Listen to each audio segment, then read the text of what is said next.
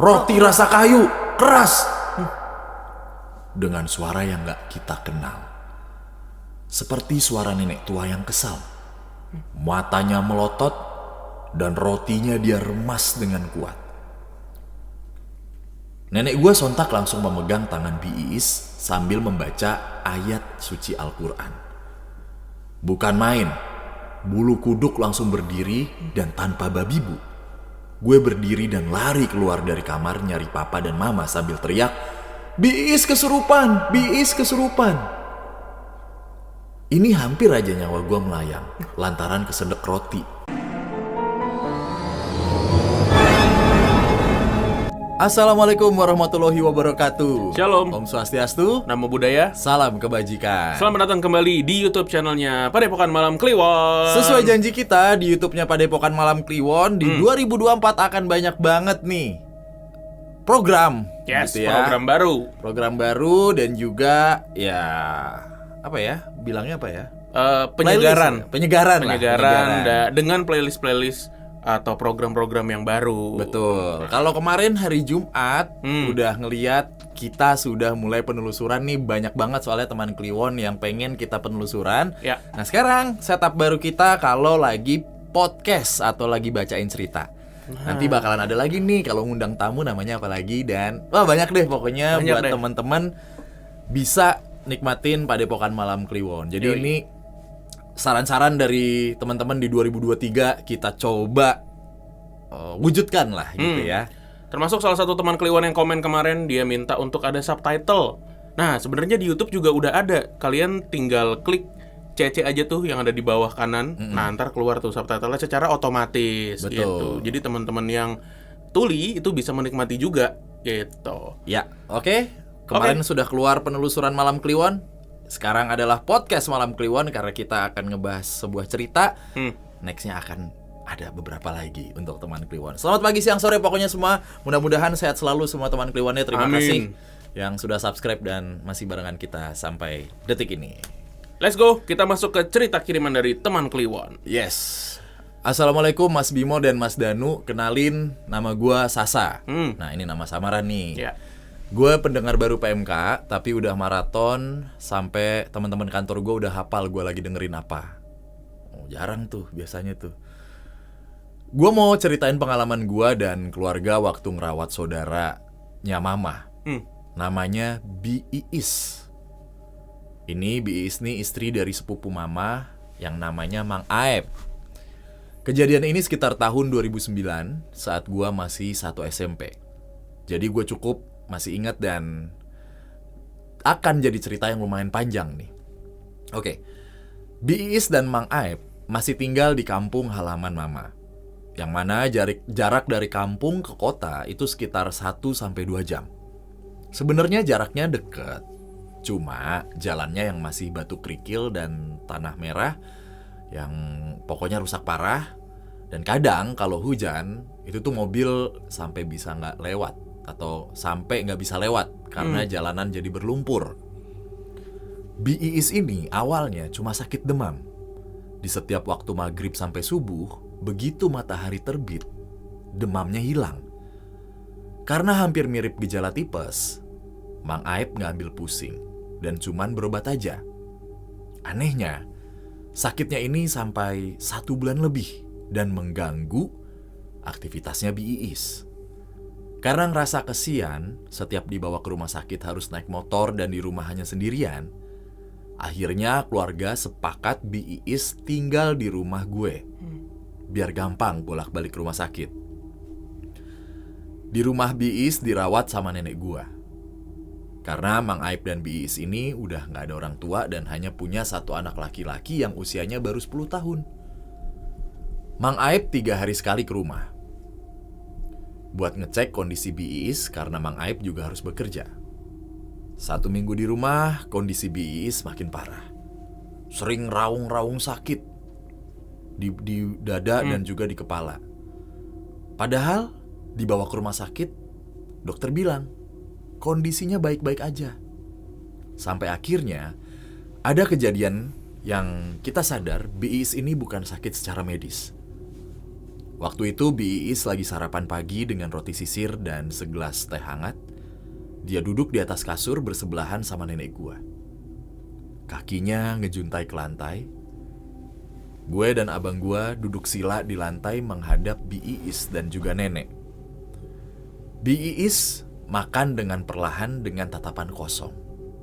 Dan tiba-tiba dia bilang, "Makan gak pernah enak. Roti rasa kayu, keras." Dengan suara yang gak kita kenal. Seperti suara nenek tua yang kesal. Matanya melotot dan rotinya dia remas dengan kuat. Nenek gue sontak langsung memegang tangan Bi Iis sambil membaca ayat suci Al-Quran. Bukan main, bulu kuduk langsung berdiri dan tanpa babi bu. Gue berdiri dan lari keluar dari kamar nyari papa dan mama sambil teriak, "Bi Iis kesurupan! Bi Iis kesurupan!" Ini hampir aja nyawa gue melayang lantaran kesedek roti dan syok karena pertama kali lihat orang kesurupan. Kejadian itu diberesin sama ustadz pinggir rumah, guru ngaji gue kebetulan, dan dia nyaranin buat nyari yang bisa sembuhin karena ini bakal kumat-kumatan. Dan nenek gue juga baru cerita, ternyata hari ketiga Bi Iis di rumah ada kejadian serem juga. Waktu siang hari posisi di rumah cuma ada nenek dan Bi Iis. Pas nenek lagi bantuin lap-lap badannya si Bi Iis, nenek lihat dari jendela kamar, papa mondar-mandir nyari pintu rumah yang gak dikunci. Pas nenek samperin keluar gitu ya, ternyata gak ada orang. 5 menit kemudian papa ngetok pintu kamar dan bawain air kelapa yang udah didoain.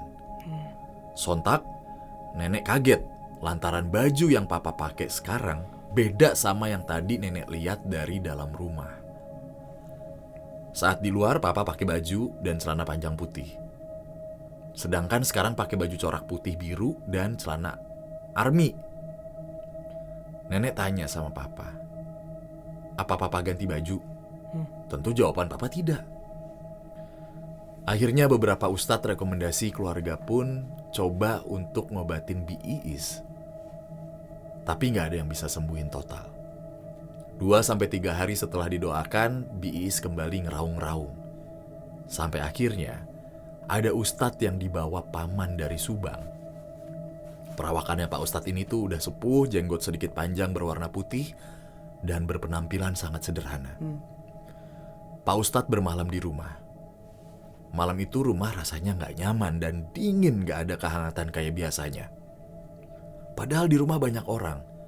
Hampir semua saudara yang tua-tua tuh kumpul di rumah, membantu proses pembersihan tubuh Bi Iis dengan cara mengikuti pengajian di tengah rumah yang dipimpin paman paling tua.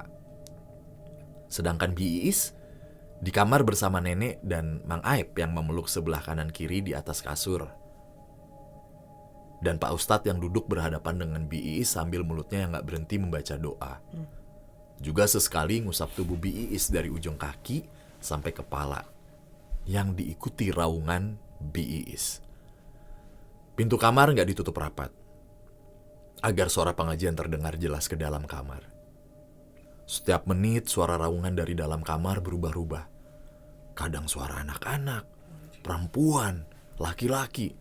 Bahkan suara desis ular diikuti gerakan-gerakan aneh dari tubuh Bi Iis dan bau tak sedap seperti keluar dari dalam kamar.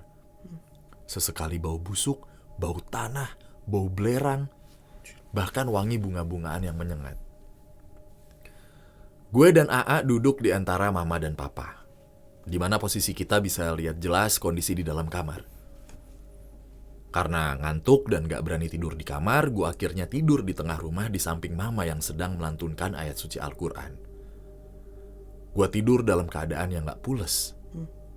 Samar-samar dengar suara tangis Bi Iis yang lirih, sambil sesekali bilang, "Capek pak, capek." Lalu meraung lagi. Subuh, gue dibangunin sama mama buat sholat berjamaah. Gue lihat kondisi Bi Iis udah tertidur dengan rambut basah, wajah lelah, tapi sudah mulai kemerahan, gak pucat seperti kemarin-kemarin. Selesai sholat berjamaah, AA cerita nih, kalau ternyata Iis kemasukan 66 setan. Anjir. Ternyata semua itu karena ada satu waktu Iis nyuci gorden di sungai. Dia nggapai periuk tanah yang mengapung di atas sungai berisi banyak rambut dan ditinggalin gitu aja di pinggir sungai. Nggak dikembalikan ke sungai. Semua itu dijelasin oleh setan terakhir yang keluar dari tubuh Iis. Suara nenek-nenek serak berbicara bahwa ini Dalam bahasa Sunda ya? dalam bahasa Sunda. Intinya kita coba translate langsung aja. Siapa suruh nggak sopan megang yang bukan punyanya lah, intinya kayak gitu. Kurang lebih begitu. Ini nggak masuk logika gue. Periuk tanah mana bisa ngapung? Kan kalau di air aturan tenggelam. Setelah itu kondisi Iis makin membaik. Hanya aja ingatannya jadi berkurang. Dan anehnya dia lupa beberapa kejadian di hidupnya dan cara komunikasinya jadi sedikit lambat. Sekarang selang beberapa tahun alhamdulillah Iis udah sehat dan bisa aktivitas kayak biasanya. Tapi tiap kali lihat Iis gue selalu bergidik inget kejadian dulu. Dan aura wajahnya selalu kayak ada sesuatu yang buat gak nyaman. Sebenarnya masih ada cerita lain mas tentang nenek gua yang betis kakinya tiba-tiba bersisik setelah mencuci baju bibi di sungai. Saat baru aja mau menjemput Iis. Dan juga cerita jurit malam waktu di klat OSIS SMP. Lain kali gue ceritain ya mas. Oke, sekian cerita gue. Maaf kalau terlalu panjang dan penyampaiannya yang kurang jelas. Makasih kalau cerita gue sampai dibacakan. Sukses selalu Mas Bimo dan Mas Danu. Juga PMK semoga makin bersinar. Amin. Wassalamualaikum warahmatullahi wabarakatuh. Alright. Waalaikumsalam warahmatullahi wabarakatuh. Cerita dari nama samaran nih Sasa ya. Oh iya, tadi nama samaran ya. Sedep nih berarti. Kalau udah Sasa kan pasti gurih, Pak. Betul.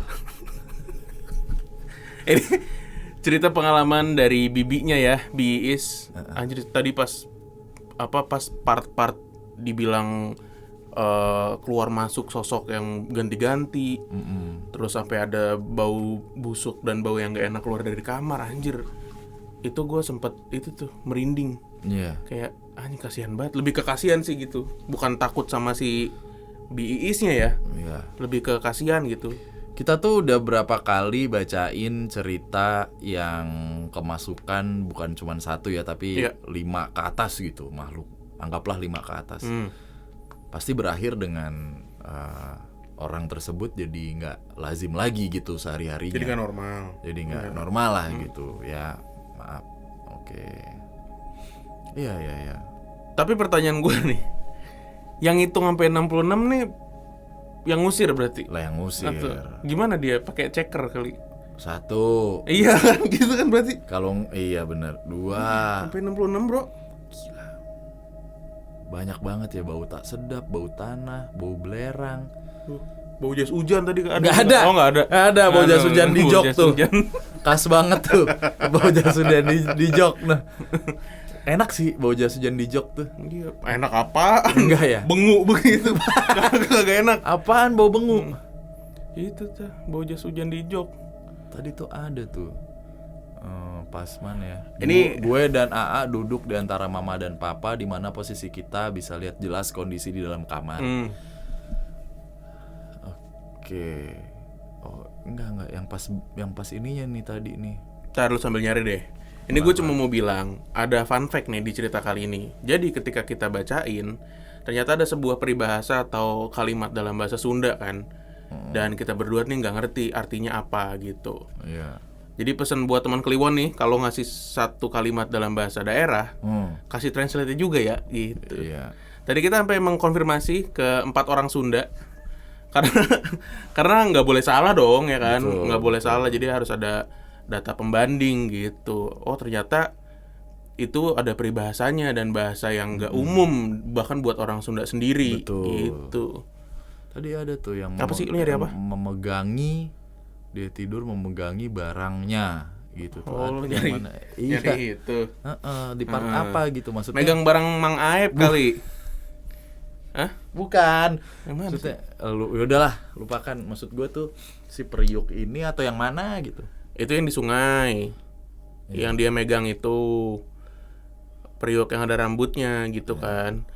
Tadi tuh gue lucunya pas si Sasa bilang nyari ustadz di pinggir rumah. Berarti kan orang kan Maksudnya di samping gitu nah, kali ya. gitu, ustadz di sebelah Maksudnya. rumah atau di depan rumah. Kalau di pinggir rumah kan berarti masih di bagian rumah itu, Le. Tapi ada ustadz di situ tuh. Ada ustadz di pinggir. Nah, ini ada ustadz di pinggir nih, yuk. Iya, maksudnya di Bantuin. kanan kiri rumah. Ya, gitu. Maksudnya. Iya. Mana sih megang barang? Nggak ada. Nggak ada ya. Nggak ada, itu otak lu doang kali. Ya itu kita kan sering banyak dapat cerita juga ya, yang sebenarnya ini mah nggak adil begitu. Nggak adil ya, nggak fair, Iya, nggak fair. orang kita nggak sengaja atau kita juga nggak ada niatan buruk, tapi akhirnya malah begitu kan, malah. Iya, dendamnya dendam banget gitu nih si jin-jin yang ada di cerita ini. Iya. Dia cuma ngeliat periuk ngambang, tapi ada rambutnya gitu ya, periuk tanah gitu, periuk tanah liat. Isinya rambut-rambut. Heeh. Kasian loh. Dikira sakit tipes nih pertama ya. Oh iya, karena dia demam, sembuh demam gitu ya. Sampai tiba-tiba teriak, makan gak pernah enak. Wah, roti rasa kayu, keras. Yang lain gitu. Oh iya, McD. Boikot gitu ntar. Iya. Seperti suara nenek tua yang kesal. Oh. Oke. Ya. Ya oke. Ya, itu cerita dari Sasa ya, salah seorang teman Kliwon. Salam buat Biis, semoga sehat-sehat dan nggak kena gangguan lagi ya. Ya. Salam juga buat Mang Aep. Nih, gua kebayang ketika ada nama Mang Aep tuh orangnya enak diajak ngobrol gitu. Nggak tahu kenapa. Kebayang kan? Tapi bener nggak? Apaan korelasinya? Bener nggak? Ketika denger nama Mang Aep tuh, pasti enak diajak ngobrol tuh, Le. Mang? Nah, Mang. Mang ya. Kiwe. Iya, wae lah. Gitu. Salam ya buat Mang Aep. Bade ke mana? Hayang modal. Oke ya. Ya, kita ketemu lagi di video berikutnya. Dadah.